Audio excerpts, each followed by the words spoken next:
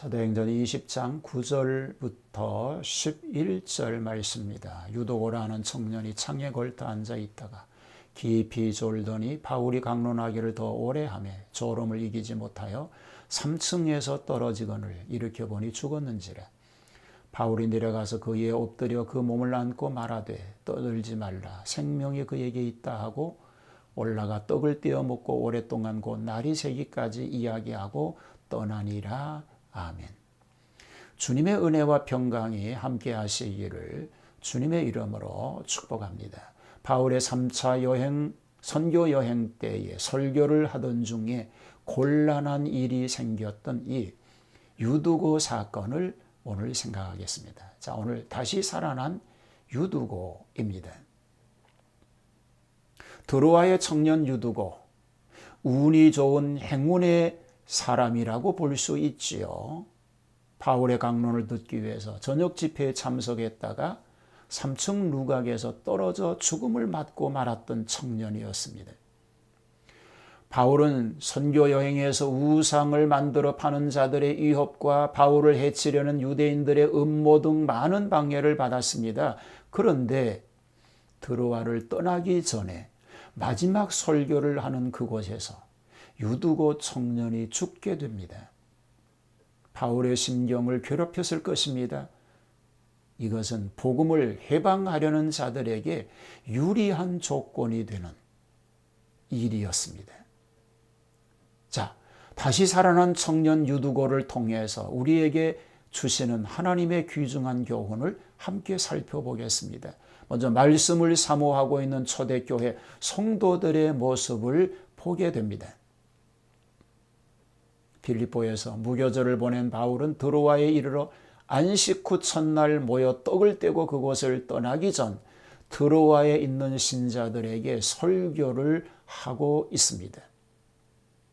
자, 다락방에 모인 이 성도들의 모습을 보게 되죠. 기독교회 교인들은 처음에는 유대교처럼 안식일에 모였습니다. 그러나 그들의 나름대로의 날을 정하게 되었는데 안식 후 첫날은 그리스도의 부활이 있던 날이고 성령님이 강림하신 날입니다. 죄와 사망 권세가 무너지고 성령의 임재로 참 평안과 기쁨의 날이 된 것을 초대교회 기독교인들이 기념하여 교회가 하나님께 예배드리는 날로 정하게 된 것은 당연한 일이었습니다. 이들은 떡을 떼었는데 이것은 성도들의 교제를 위한 애찬식과 성찬식을 겸한 초기 기독교의 풍습이었습니다.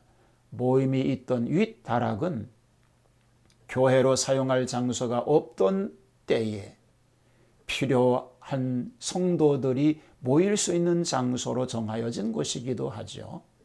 좁은 공간이었을 것입니다. 그러나 하나님을 섬기는 자들이 함께 모였고 그 말씀을 들었기에 핍박을 받던 시대 이곳에 모여 위로와 안식을 얻게 되었다고 볼 수 있습니다. 자, 피곤한 몸을 이끌고 온 유두고가 있습니다. 유두고라고 하는 이름은 그 당시에 노예들에게 붙여진 흔한 이름이었다고 알려지고 있습니다. 그가 노예였거나 아니면 노예처럼 심한 육체적 노동을 하며 살았을 것입니다. 낮에는 힘든 일들을 해서 생계를 유지하고 있었을 것입니다. 그렇게 피곤하고 지쳐있는 상태에서도 바울이 드로아에 와서 말씀을 전한다는 소식을 유두고가 듣고 삶에 대한 참된 의미를 간구하며 바울의 설교에 동참하게 되었던 것입니다. 육체의 피곤을 풀기 위해서 휴식을 취하기보다는 하나님의 말씀 속에 담긴 진리로 인생의 의미를 깨닫고자 하였을 것입니다. 바울이 드로아에서 선교한 일이 없습니다. 그러나 유두고는 바울이 전하는 말씀을 기다린 것 같습니다. 밤이 깊을수록 더해오는 졸음을 참으면서도 하나님의 말씀을 기다리는 그의 모습은 진지한 것입니다. 그런데 피곤하여 그는 그만 떨어지는 비극을 맞습니다. 여러분, 피곤 없는 보람이라고 하는 것은 무엇일까요? 폴 칼슨이라고 하는 이는 의료 선교사로 아프리카의 콩고에 가서 많은 주민들의 상처를 어루만져 주면서 하루에도 100여 명씩이나 치료를 해 주었던 것입니다.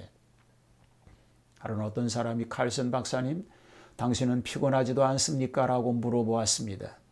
그러나 그는 나는 항상 하나님과 가까이 생활하기 때문에 피곤을 알지 못합니다. 나는 매 순간을 보람있게 살아가고 있습니다. 라고 대답을 했습니다. 그는 그 후에도 계속해서 성경을 연구하고 말씀을 전하며 의료 봉사를 했습니다. 그러던 어느 날 갑자기 반란군에게 피살되어 순교하였습니다. 그의 호주머니 속에는 포켓용 성경이 발견되었는데 그 첫 장에는 평화라는 글자가 쓰여져 있었다는 것입니다. 아무개 대륙 아프리카의 밀림 속에서 더위와 피곤과 질병과 맞서서 그리스도의 사랑으로 싸우던 선한 목자가 되심을 믿고 잔이 넘치는 삶을 살았던 것입니다. 오늘 우리의 삶의 잔은 어떻습니까? 넘칩니까? 모자랍니까? 내 잔이 넘치나이다 라고 고백했던 다윗의 고백이 우리의 고백이 될 수 있으면 좋겠습니다. 자, 유두고가 바울의 설교를 듣는 가운데 졸음을 이기지 못해서 죽음을 맞이하게 됩니다. 심한 육체적 피로를 느꼈음에도 불구하고 말씀을 듣던 유두고는 창가에서 신선한 밤 공기를 마시며 졸음을 쫓으려고 했습니다. 한밤중이 되었음에도 불구하고 바울의 강론은 계속되었습니다. 모두들 바울에게서 시선을 돌리지 않고 있습니다. 그러나 유두고의 졸음은 스스로를 지탱할 수 없을 정도가 되었고 마침내 3층 누각에서 떨어지는 사고가 발생하였습니다. 청년은 죽었습니다. 많은 병자를 고치고 귀신 들린 자들을 온전케 하시며 죽은 나사로를 살렸던 주님에 대한 말씀을 듣다가 유두고는 사고로 죽은 것입니다. 이 소식이 바울을 모함하고 죽이려는 자들에게 얼마나 유리하게 작용할 수 있겠습니까? 그러나 하나님의 뜻은 다른 곳에 있었습니다. 나사로의 죽음도 하나님과 그의 아들의 영광을 위한 사건이었듯이 유두고의 죽음 또한 하나님의 영광을 위한 것이었습니다. 성도들의 믿음을 위한 것이었습니다. 그래서 청년의 몸에 엎드린 바울은 그의 몸에서 부활하신 주님의 생명력을 느낄 수가 있었던 것입니다. 이것이 바울의 믿음입니다. 말씀을 듣던 중 청년의 갑작스러운 죽음은 모두를 당황하게 하였습니다. 바울은 청년의 시신이 있는 곳으로 가서 그 위에 엎드려 몸을 안았습니다. 숨소리도 들리지 않았고 심장의 고동소리도 들리지 않았습니다.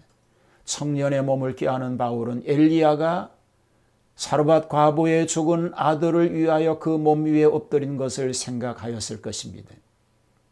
하나님은 위기를 변화시켜 사람들에게 믿음을 심어주시는 분임을 믿고 확신하였습니다.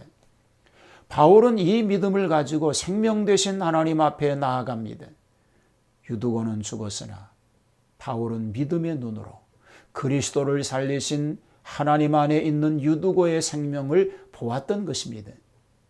하나님은 죽은 자를 살리시며 없는 것을 있는 것 같이 부르시는 분이었습니다.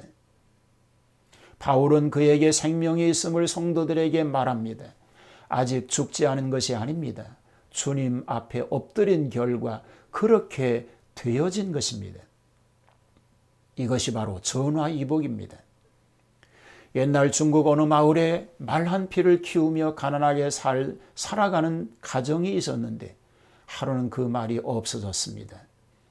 그러자 집안 식구들은 물론이고 이웃 사람들까지도 낙심하여 염려하였습니다. 그런데 얼마 후에 그 말이 야생마 12피를 데리고 돌아왔습니다. 갑자기 재산이 늘게 되어 모두 놀라고 기뻐했습니다. 그런데 어느 날 그 집의 외아들이 야생마를 타고 다니다가 떨어지는 바람에 다리가 부러지고 말았습니다. 이때에 그 주인이 말이 12필이나 생겨서 복받았다고 했더니 오히려 화가 되었다고 걱정을 하였는데 당시에 나라 전쟁이 일어나서 마을 젊은이들은 모두 끌려가 전사하는 비극이 일어났습니다. 그러나 다리가 부러져 징병하지 아니한 아들은 살아남아 훗날 그 지방의 훌륭한 지도자가 되었다는 것입니다. 바로 전화위복입니다. 부활한 유두고가 바로 이런 결과를 가져오게 된 것입니다. 생명을 주관하시는 하나님의 역사입니다. 바울은 새벽까지 강론을 계속하고 떠납니다. 그 후에 깨어난 유두고는 드로아의 모든 신자들에게 큰 위로가 되었고, 유두고의 하나님에 대한 열심과 사모함이 그를 기억하게 했고 하나님의 사랑이 나타나게 되었던 것입니다. 생명은 인간에게 있어서 가장 중요하고 모든 것의 기초가 됩니다. 하나님은 유두고의 죽음과 다시 살아남으로 인하여 인간의 생명을 주관하심을 나타내 보여주었던 것입니다. 천지 만물의 창조자이신 하나님께서 인간들에게 신적 권위와 능력을 보여주신 것입니다. 그분은 이 세상의 생명을 창조하시고 다스리시는 하나님이십니다. 드로아의 성도들은 이제 어떤 문제나 어려움이나 핍박이 다가와도 이 세상을 다스리시는 하나님으로 인하여 두려움을 몰아내게 되었습니다. 이 사건을 인하여 성도들은 창조주 하나님을 기억하게 되었던 것입니다. 그리스도의 부활을 경험하게 되었습니다. 드로아의 성도들은 유두고 청년이 죽었다가 살아나게 됐을 때 주님의 부활을 생각했을 것입니다. 이야기로만 듣던 것을 체험하게 되었고, 십자가에서 돌아가신 후 3일 만에 부활하시어 제자들을 만나신 예수님을 기억하게 되었습니다.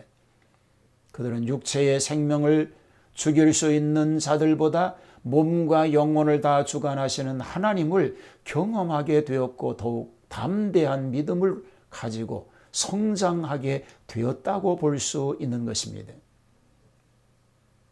요한 웨슬리의 간증에 보면 이런 얘기가 나옵니다. 내가 회심을 하고 중생을 체험하기 전에도 선교사였으며 예수 믿는 사람이었습니다.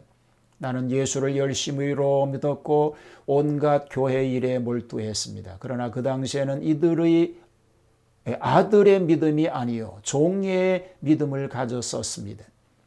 종의 믿음은 억지로 하는 것입니다. 아들의 믿음은 은혜요 축복입니다 라고 말합니다. 세상은 기독교인들을 핍박하는 무리들로 가득하였습니다.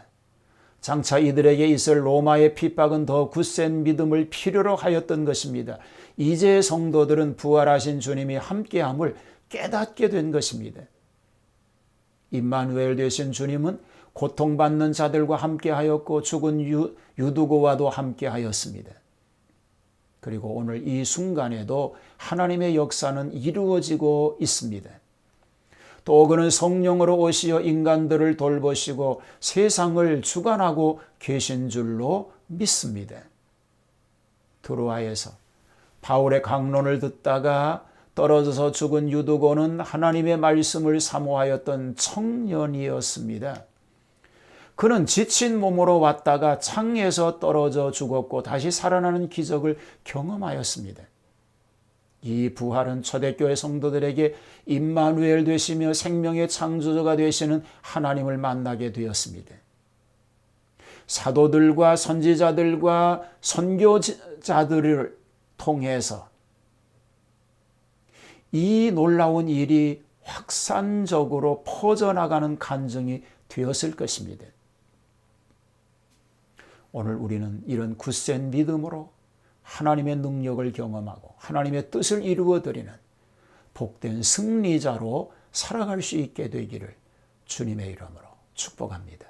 하나님 아버지, 말씀을 사모하였던 드로아의 청년 유두고, 말씀을 듣는 중에 피곤을 견디지 못하여 죽음을 가져왔지만 하나님의 특별하신 은총으로 새로운 생명을 얻게 되므로 생명을 살리신 하나님의 능력을 경험하고 주변의 성도들도 그 확신과 믿음으로 다가올 환난과 핍박을 극복할 수 있는 믿음의 용사들이 되었습니다. 오늘 여러 가지 어려운 일들이 엄습해와도 믿음으로 굳게 서서 오히려 하나님 영광을 드러내는 복된 승리자가 되게 하여 주시옵소서. 예수님 이름으로 기도하옵나이다. 아멘.